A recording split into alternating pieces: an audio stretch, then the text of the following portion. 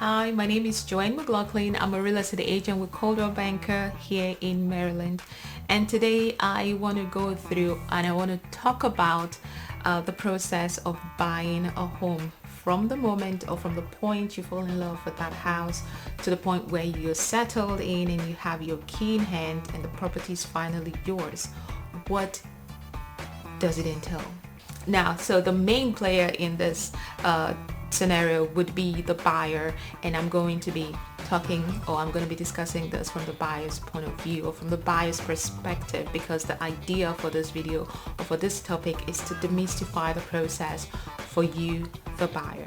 Now, right off the top, I am going to introduce the first player, and the first player in this whole drama is the seller, because without the house, well, there's nothing for the buyer to buy, right? So we need the house to be on the market so that the buyer falls in love with it, and then we begin the drama.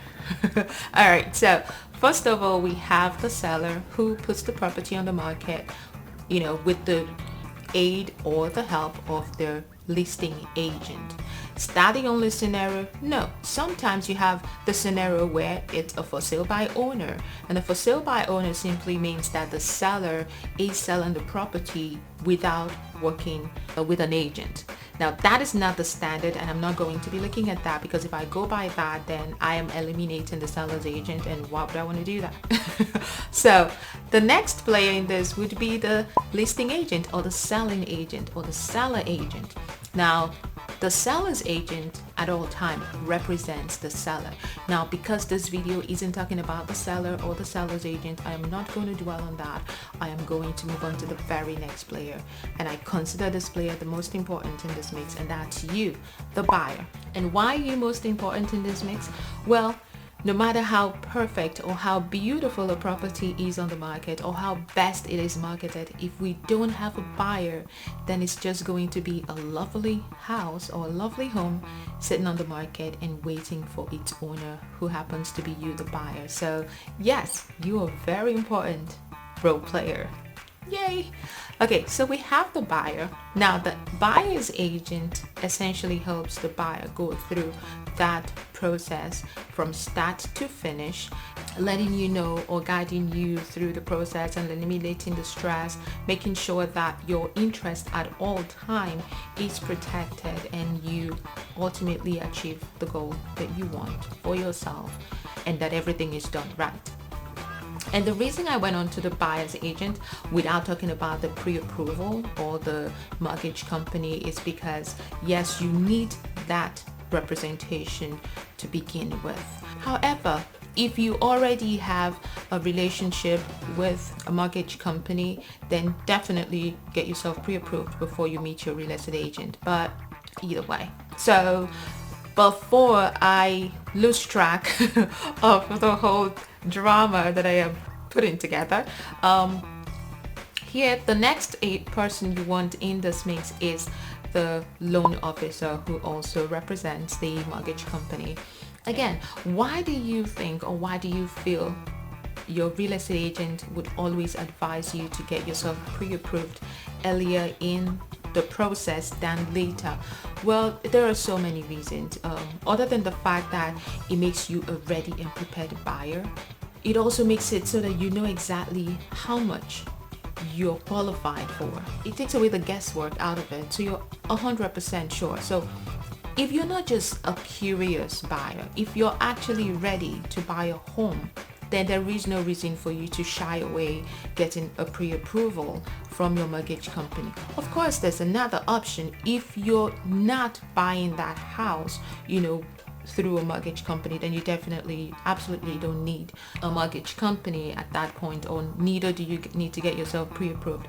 But is that the norm? No. The normal or the standard is a lot of people ultimately use mortgage companies to buy their home. So if you're not buying that property in cash and you need a mortgage company, then the next person that comes into the picture, the next player, would definitely be the mortgage company to get you pre-approved. Another reason why you need to get pre-approved from the beginning, or why this player is important, is you never know when you're going to find the perfect home for you. It can be months down the line and you have gotten exhausted viewing properties and it's just not the perfect mix or the perfect property for you. Is that usually the case? No. And in situations like that, it's usually not just black and white. There's always other reasons, why it is taking so long to find the right home or the perfect home. But it is what it is at that point if that happens. On the flip side, you can also find your home or find the perfect home for you the very first time you go viewing for homes. And if it's in a situation where it's a seller's market and you don't have the luxury of dilly-dallying, bit of a tongue twister, if you don't have the option of dilly-dallying and deciding if you want to make an offer or you don't want to lose that home, then you need to be prepared with your pre-approval or with the conversation and the okay that you have received from the mortgage company, because the next step would be that you make an offer on that home. And something you need to know is without that pre-approval letter, you don't have an offer. Yes, an offer isn't just writing and saying, yes, I want to buy this house. An offer is complete when you have included the pre-approval letter from the mortgage company. And that letter is what shows the listing agent or the seller's agent that you're actually a qualified and prepared buyer for that home. And that's when your offer will be considered. Very good reason why you need to get yourself pre-approved from the beginning. But that's not what we're looking at. We just want to talk about the fact that the next player in that mix is the loan officer or the mortgage company. Now, when you finally have gotten your your offer accepted by the buyer, who's the next important player in this? Is the inspection. The home inspector is the next important player, and yes, I always say get a home inspection done on your property, because no matter how perfect or beautiful the house looks on the surface, you don't know what you don't know, and you can't take it on face value. Don't get the inspection done on your home. So in works the inspector, and at the point oh my god. And at the point the inspector walks in, that is the point where, they view the property. At that point, there is a bit of a pause on the offer, because you can move forward or you request for adjustments to be made depending on what, on the outcome of the inspection. However, the important thing to know is that the inspector comes in at this point, goes through the property, gives you a manual, because that's what it is. It's a manual that lets you know everything pertaining to your home, and your home is not a stranger to you. You know that house and you know that property in and out, And again, like I always say, a lot of the time when inspections are done, it brings up even things that the owner or the seller isn't aware of that house, but this gives you an opportunity to technically meet your home or the home that you're about to buy. So that's what the job of the home inspector is. And then they give you this long list and the whole manual, and you look at it and you say, well, I want this part, or I want ABC fixed or repaired by the seller.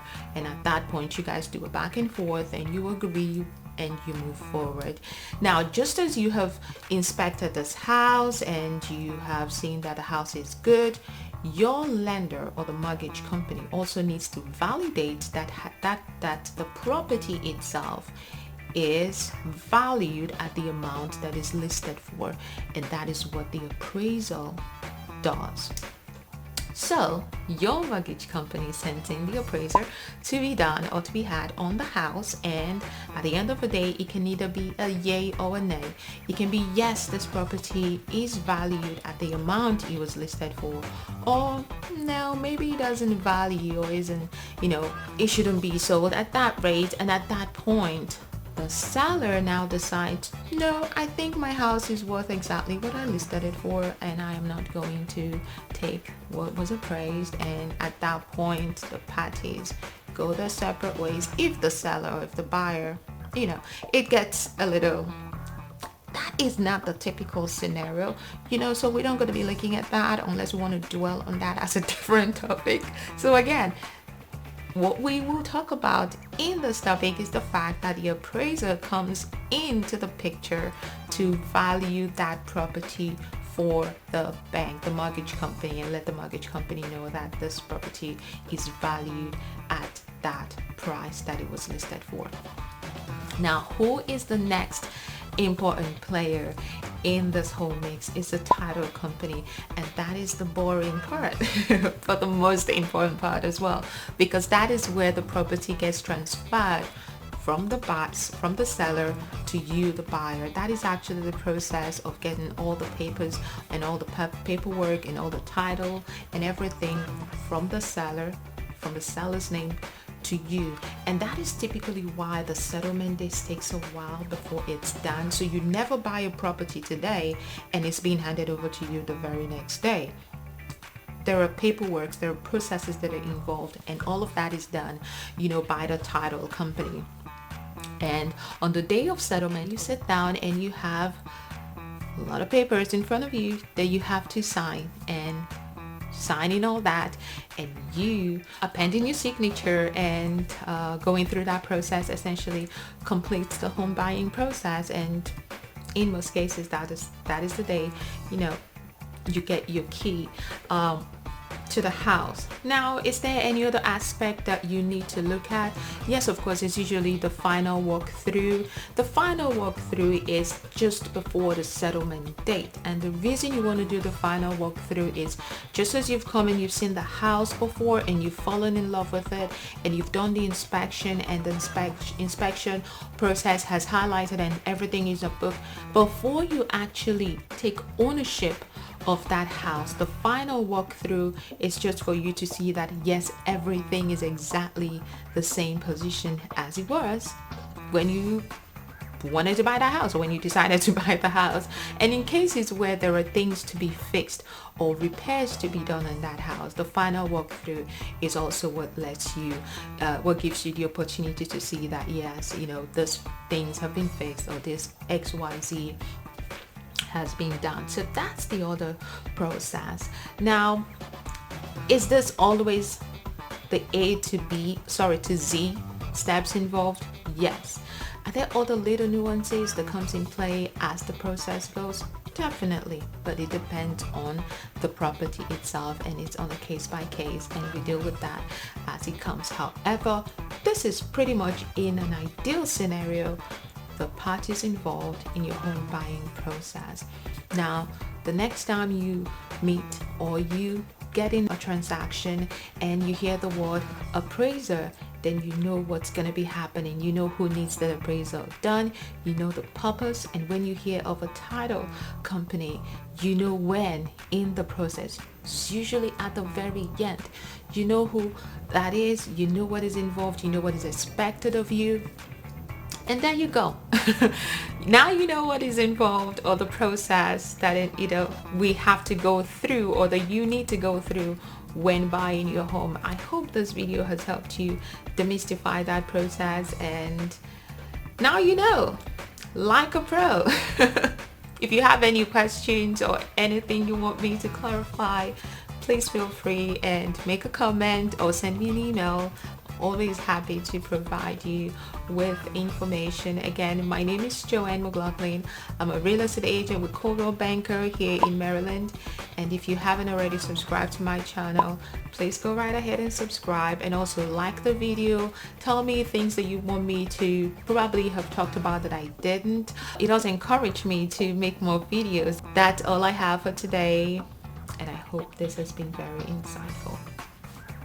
Bye, and have a good one.